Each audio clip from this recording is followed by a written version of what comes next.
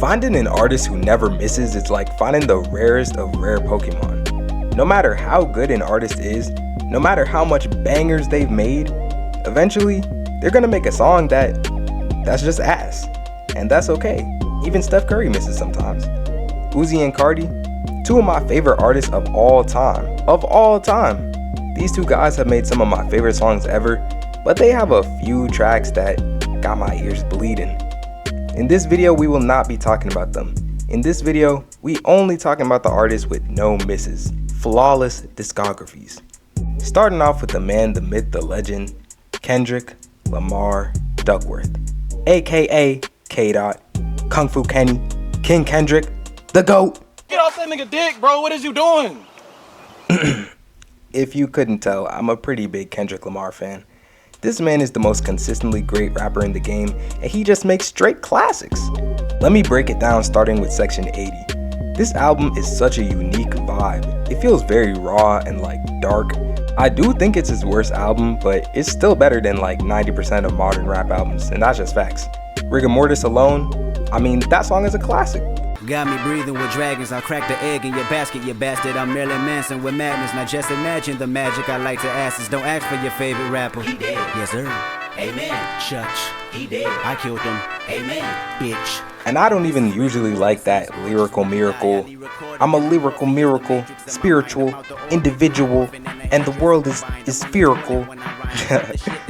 But the flow and the beats make the lyrics and the vibe just hit like a gut punch, but to like the ears and in like a good way. I don't even know what I'm saying, but moving on. Good Kid, Mad City. Not even gonna spend too long on this one. Straight up, this might be my favorite album ever. It's literally perfect. The way Kendrick tells the story of his childhood growing up in Compton in such a cinematic but also like relatable way. I gotta tell you, it was perfect. Perfect. Everything, down to the last minute details. The storytelling and lyricism on this album is done in a way that old heads like, but anyone really can enjoy this album because the beats and flows that this man has on these songs, peak! Every song is fire. It's a certified instant classic, but he wasn't done because then he dropped to Pimp a Butterfly. Everyone is always on this album's meat, and I am no different. What do you want me to say? The jazz influence, spoken word, blues, rap, fusion, it really shouldn't have worked as well as it did, but this man is the GOAT. He cooked up. The way he explored themes of race and the system, Black America and society. I gotta tell you, it was perfect. Perfect. Everything. Amazing album, and also one of the coldest album covers ever made. Now we get to Damn, and I feel like there's two types of Kendrick fans. Those that think Damn is cool, but nothing crazy. And then you have people like me, the Giga Brains, who are like, damn, this damn album is pretty goddamn fantastic. I like this album more than To Pimp a Butterfly, and I know that opinion would have people coming at me, but let me rock. T-Pab is a better album, like music nerd wise, technically, but Damn is a more fun listen. It is nothing but straight bangers mixed with some like lo-fi and like experimental tracks. And that's just the beats, because flow and performance wise, it's Kendrick. He will never miss, not ever. Mr. Morale and the Big Steppers is an album that I don't really love. I haven't gone back to it since it came out, but it's still good. Not my favorite, but I would still say every song is good, even if the album as a whole is not really my vibe. This man can go into any style of rap and make it good. And even his big hits that are overplayed like Swimming Pools, Alright, and Humble, I've still never gotten tired of them. I still listen to them to this day. To this day! To this day! My favorite Kendrick Lamar songs are Element, King Kunta, both in my top 5 favorite songs ever, any artist, any genre. Also Money Trees, Sing About Me, I'm Dying of Thirst, You and I, The Heart Part 4, and Bitch, Don't Kill My Vibe. I'm realizing half of this video is going to be a Kendrick Glaze Fest, but he and Lil Uzi were probably the first two artists I could ever say I was genuinely a fan of. And Kendrick, I mean, he's never missed, so I gotta give bro his flowers. Moving on, we got Victoria Beverly Walker. British ass name, aka PinkPantheress. PinkPantheress is in my top 3 favorite artists right now, right behind these two guys. Her old style of music had a drum and bass UK garage vibe that was more dark and ambient. It was more mystical. I'm terrible at explaining, but hopefully you get it. It had a retro ambient drum and bass sound, but her style now is still like that, but a lot more bright and pop music influenced. So her style has changed, but it doesn't matter because both styles are fire. Her first mixtape, To Hell With It, is only 10 songs, and I love a short album. And this was a short album where every song was just peak, especially the song Just For Me. That song just makes me wanna dance. Her most recent album, Heaven Knows, this album's production is much more, I don't even know how to explain. The beats are just great, bro. And her singing voice fits the beat like a perfect puzzle piece. I mean, the beats and her voice fit together seamlessly. Both these projects have 0 bad songs. 0. And the Y2K early 2000s pop vibe, which I love, it got me vibing. But her best project is her EP called Take Me Home. The most popular song on this project is Boy's a Liar, and when I heard this song, the beat sounded so video gamey and her flow, the harmonies, it brought a tear to my eye. And it made me dance. But then Ice Spice had to get on the song and ruin it. It got way too popular, and then it became a TikTok song, and you know I had to throw it away immediately.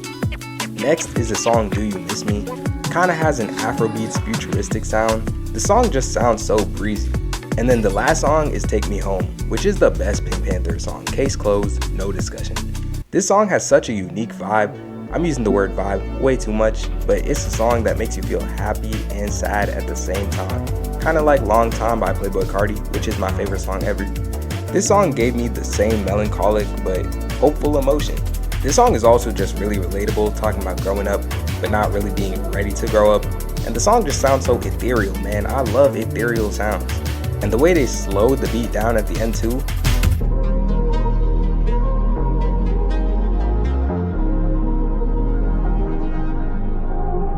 PinkPantheress has never made a bad song yet. I like listening to her, and I also like looking at her because I mean, look at her. She is very gorgeous to me. Next up we got Bobby, Wardell, Sandy Manny the Third, aka the Top Flow Boss, aka the Fashion Demon, aka Destroy Lonely.